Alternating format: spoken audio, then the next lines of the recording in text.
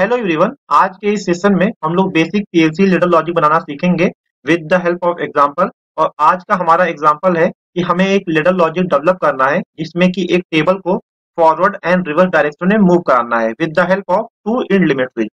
मतलब हमारे पास दो लिमिट स्विच है और वो लिमिट स्विच हमें डिसाइड करेंगे टेबल फॉरवर्ड में जाएगा या रिवर्स में जाएगा। तो पहले हम लोग क्या प्रॉब्लम है उसको समझते हैं, उसके बाद फील्ड वायरिंग और लेडर लॉजिक को हम लोग बनाएंगे। तो चलिए स्टार्ट करते हैं। तो ये हमारा प्रॉब्लम है कि हमारे पास एक इंडक्शन मोटर है जो कि कनेक्टेड है टेबल से, और हमारा मोटर का डायरेक्शन जैसे जैसे चेंज होता है वैसे ही टेबल का डायरेक्शन चेंज होता है। अब जब मोटर क्लॉकवाइज डायरेक्शन में मूव कर रहा है तो टेबल राइट डायरेक्शन में मूव करेगा। सिमिलरली जब मोटर काउंटर क्लॉकवाइज डायरेक्शन में मूव करता है तो टेबल लेफ्ट डायरेक्शन में मूव करेगा। और इसमें क्या है, ये दो लिमिट स्विच यूज किया गया है। अब सपोज स्टार्टिंग कंडीशन में हमने जब उस बटन को प्रेस किया तो मोटर होगा और इस टेबल को राइट डायरेक्शन में मूव कराएगा। अब क्या होगा कि जब ये डॉग लिमिट स्विच को प्रेस करेगा तो लिमिट स्विच ऑपरेट होगा और फिर ये मोटर को स्टॉप करेगा और मोटर का डायरेक्शन चेंज कर देगा। इसके बाद टेबल जो है लेफ्ट डायरेक्शन में मूव करेगा। अब जैसे ही ये वाला डॉग इस लिमिट स्विच को प्रेस करेगा तो ये लिमिट स्विच एक्टिवेट होगा और मोटर के डायरेक्शन को अगेन चेंज करेगा। अब फिर से आपका मोटर का डायरेक्शन चेंज हुआ है तो टेबल का भी डायरेक्शन चेंज होगा। अब टेबल राइट डायरेक्शन में मूव करता रहेगा और ये जो फंक्शन है ये कंटिन्यूअसली होता रहेगा अनटिल ये आप उस बटन को प्रेस ना कर दें। तो इसी कंसेप्ट को हमें डेवलप करना है। तो इसके लिए हम लोग हार्डवेयर डायग्राम देखेंगे कि कनेक्शन कैसे होगा, साथ ही लेडर लॉजिक में समझेंगे कि ये प्रॉब्लम हम लोग किस तरीके से सॉल्व करेंगे। तो चलिए देखते हैं कि वायरिंग डायग्राम कैसा रहेगा हमारा पीएलसी का। तो पीएलसी में हमारे दो आउटपुट रहेंगे, रिले 1 एंड रिले 2। रिले 1 पे हम कनेक्टर C1 कनेक्ट करेंगे, सिमिलरली रिले 2 पर C2 कनेक्ट करेंगे। ये यूज में आएंगे ताकि हम मोटर का डायरेक्शन चेंज कर सकें। सिमिलरली इनपुट साइड में हमारे टू पुश बटन आएंगे, push button 1 and push button 2, जो कि ऑन पुश बटन है एंड स्टॉप पुश बटन है। इसके अलावा दो लिमिट स्विच आएगा, limit switch 1 and limit switch 2। तो ये डायरेक्शन डिसाइड करेगा कि मोटर किस डायरेक्शन में रन करेगा, या टेबल लेफ्ट में जाएगा या राइट में आएगा। इसी तरीके से एक एमपीसीबी हमारा प्रोटेक्शन के लिए यूज में आ जाएगा। तो इस तरीके से हमारे पास 5 इनपुट है एंड 2 आउटपुट है। अभी हम लोग लॉजिक को देखेंगे।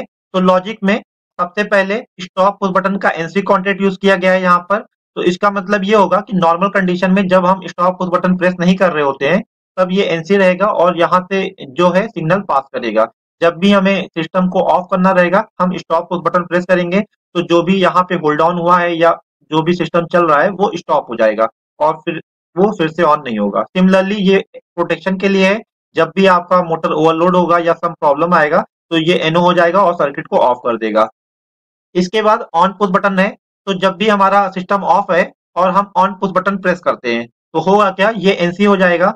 तो हमारा सप्लाई इधर से पास करेगा एंड देन हमारा लिमिट स्विच जो है एनसी कॉन्टेक्ट यूज किया है।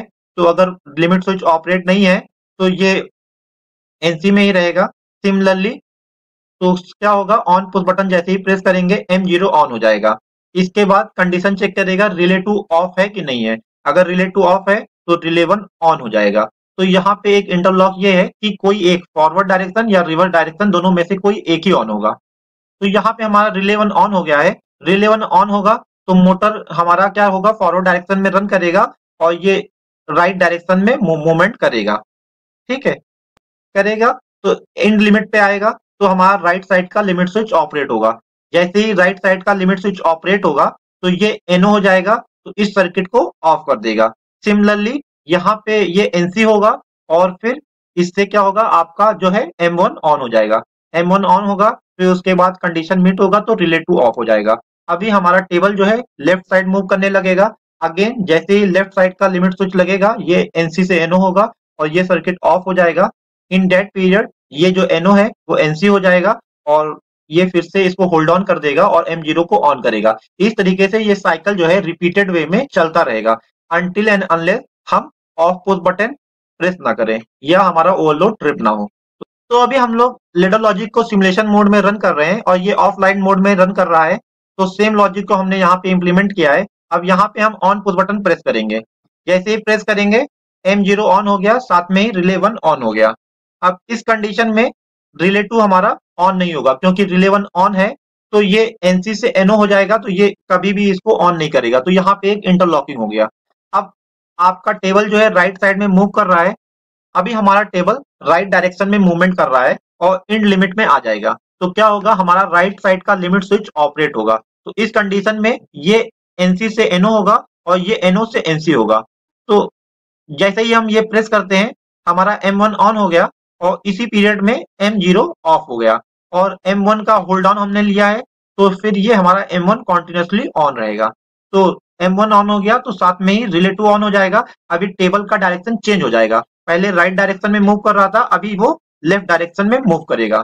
सिमिलरली जब लेफ्ट साइड का लिमिट स्विच ऑपरेट होगा तो क्या होगा, फिर से डायरेक्शन चेंज होगा और टेबल जो है राइट डायरेक्शन में मूव करने लगेगा। तो इस तरीके से ये साइकिल कॉन्टिन्यूसली चलता रहेगा जब तक कि हम स्टॉप पुश बटन प्रेस ना करें। जैसे ही स्टॉप पुश बटन प्रेस करेंगे, हमारा साइकिल स्टॉप हो जाएगा और ये नॉर्मल कंडीशन में आ जाएगा।